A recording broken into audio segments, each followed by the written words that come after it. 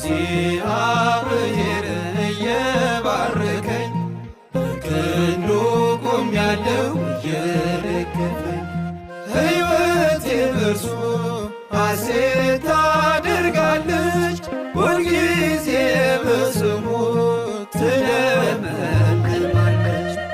እግዚአብሔር እየባረከኝ በክንዱ ቆሜያለሁ እየደገፈኝ ሕይወቴ በእርሱ ሐሴት ታደርጋለች ሁልጊዜ በስሙ ትለመልማለች።